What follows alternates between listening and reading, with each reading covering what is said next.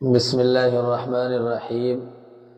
مشہور صحابی حضرت سفیان رضی اللہ تعالی عنہ کی صاحبزادی اور حضرت معاویہ رضی اللہ تعالی عنہ کی بہن اور حضرت عثمان رضی اللہ تعالی عنہ کی پھوپھی کی صاحبزادی حضرت ام حبیبہ رضی اللہ تعالی عنہا، جن کا نام رملہ تھا، اور ان کی ایک بیٹی کی وجہ سے ان کی کنیت ام حبیبہ ہو گئی تھی، اور ان کا نکاح پہلے عبداللہ بن جحش سے ہوا تھا۔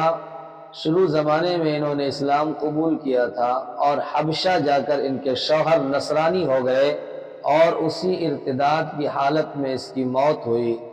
رسول اللہ صلی اللہ علیہ وسلم نے وہاں کے بادشاہ کو حضرت ام حبیبہ رضی اللہ تعالی عنہا کے پاس اپنے نکاح کا پیغام دینے کے لیے بھیجا اور فرمایا کہ اگر وہ نکاح کے لیے راضی ہو جائیں تو میرا نکاح ان سے کر دیں۔ چنانچہ نجاشی نے حضرت ام حبیبہ رضی اللہ تعالی عنہا کے پاس پیغام بھیجا۔ پیغام لے جانے والے کو حضرت ام حبیبہ رضی اللہ تعالی عنہا نے خوشی کے مارے اپنی کئی انگوٹھیاں اور زیور انعام میں دے دی کہ اتنی بڑی خوشخبری وہ لے کر آیا تھا۔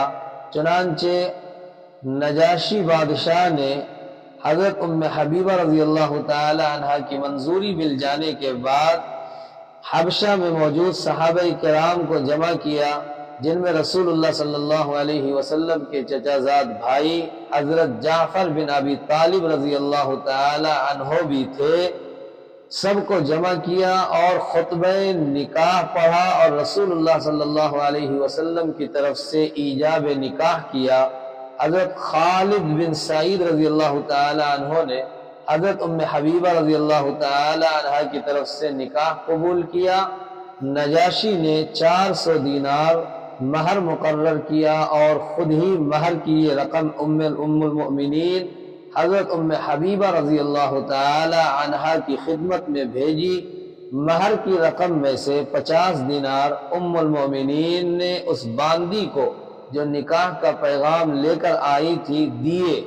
اس باندی نے وہ واپس کر دیے اور وہ زیورات بھی واپس کر دیے جو کل ام المؤمنین نے دیے تھے، اور کہا بادشاہ سلامت کا یہی حکم ہے۔ نکاح کے بعد بادشاہ نے ام المؤمنین کی خدمت میں بہت سے ہدایہ اور خوشبوئیں بھیجی۔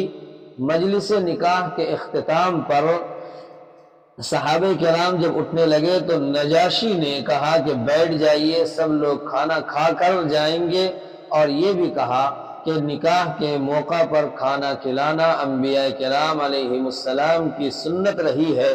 مشہور قول کے مطابق یہ نکاح سن 6 ہجری میں ہوا۔